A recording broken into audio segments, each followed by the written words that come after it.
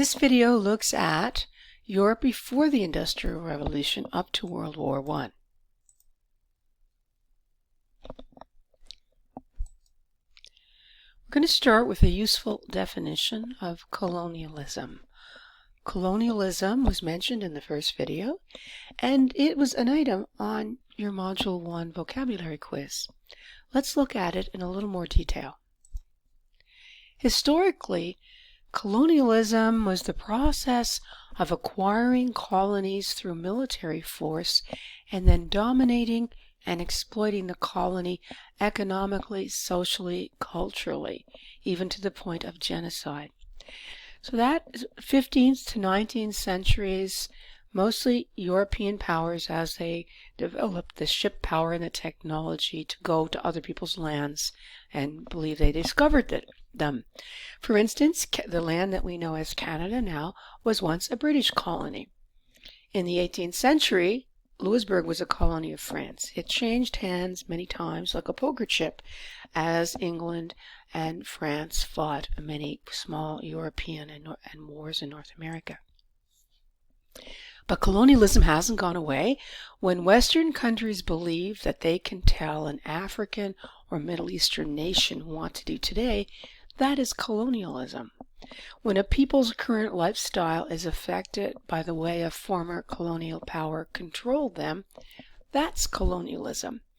For example, think of denial of rights or services to Indigenous people in Canada, like the child welfare system or the prison system or resource management. Colonialism weaves in and out of the videos that we watch in Module 2, and it provides a subject for exploration for global history projects in other modules. Europe before the Industrial Revolution, at this time of great colonization. It wasn't a peaceful place, but in general, war was limited. War was limited by technology, by the technology they had at the time. It was also limited a bit by tradition, something called the just war theory that we'll have a look at in our last video for this module, but mostly by the technology. European wars and battles were often fought outside population areas by armies with limited technology, and often limited landmass was involved. Civilians, especially women, children, and the poor, still suffered, but not as they would in later total war of the 20th century. One notable exception, in colonialism and European wars of conquest, civilians were the target. So these centuries of small wars across Europe that led to many territorial disputes. Land was won and lost again and again, changed hands like Louisbourg, like poker chips sometimes. So this territory that was won and lost, it would often lead to generational grudges between nations. For instance, Germany and France, the Balkan states, kids would grow up being taught that that other nation stole their land and they had to get it back. It was their moral duty to get their territory back. Cultures glorified military service. How else are you going to get young men to go off and kill others or be killed? How else are you going to get women to put up with it? Religion highlighted dying for one's country. During this time, as today, other identities were demonized or scapegoated.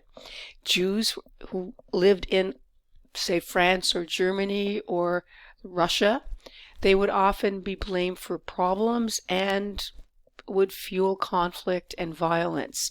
Roma were another people, but similarly other countries were demonized as evil, as not godlike, as not like us. At the same time, there was much intermarriage among royal families who ruled European countries and territories. You had cousins marrying cousins, and sometimes this would shift who was demonized or scapegoated. Countries grouped together in alliances. They vowed to join in wars to help their friends and their cousins. And of course, the nation, the government, and the church would define who were the friends and who were the cousins. So this led to Europe being a powder keg, a cocktail of hate. It was just waiting for someone or something to ignite the fuse. Can you imagine what that fuse was? The Industrial Revolution. So some people say World War I started because somebody shot an Austrian duke. That kind of simplifies and reduces it. The generations of war in Europe, plus the technical capability provided by the Industrial Revolution, this led to World War I. So the Industrial Revolution, coal, Britain for instance, had lots of coal to exploit. Once they got the technology to better exploit that coal and use it more efficiently, that led to steam power.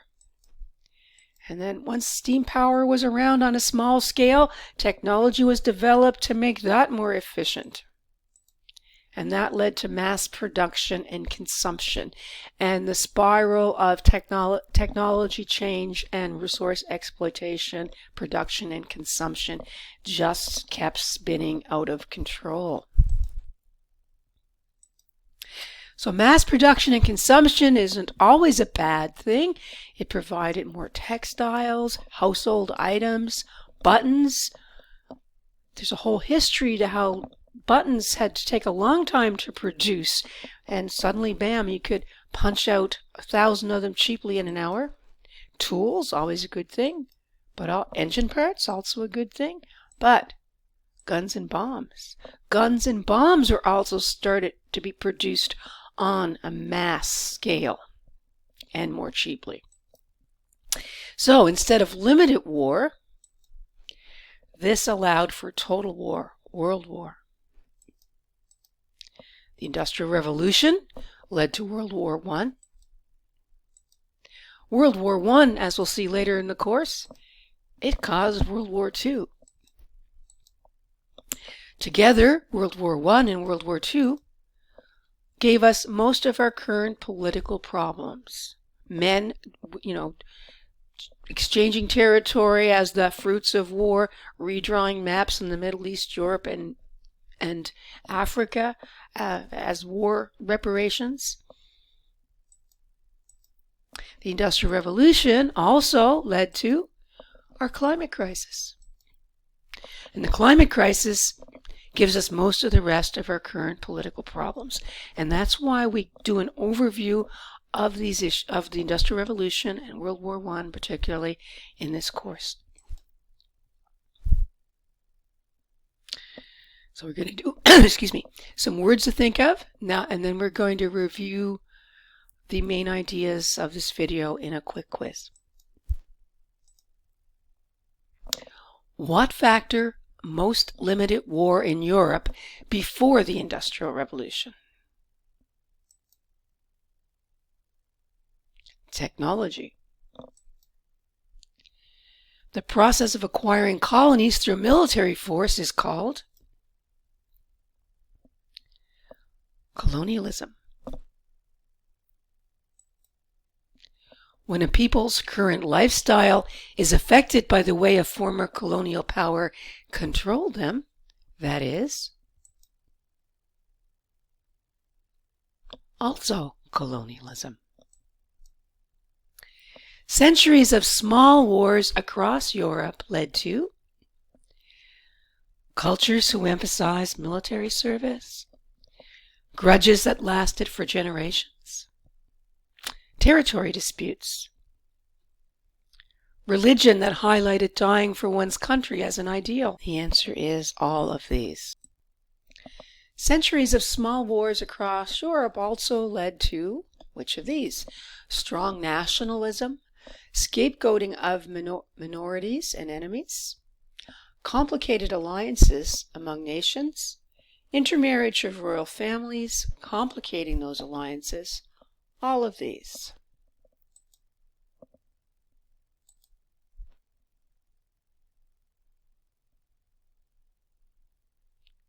And again, it's all of these. What was the fuse that ignited Europe into World War I?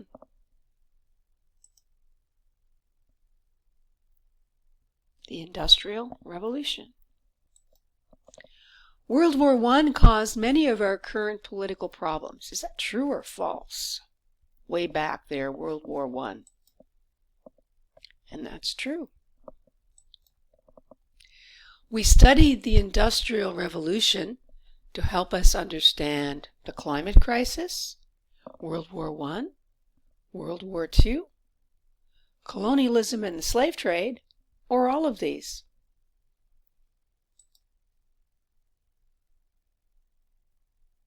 And the answers again are all of these. So that's the main ideas of the video for part 2. Next we'll look at part 3 and we'll look at the main causes of World War I.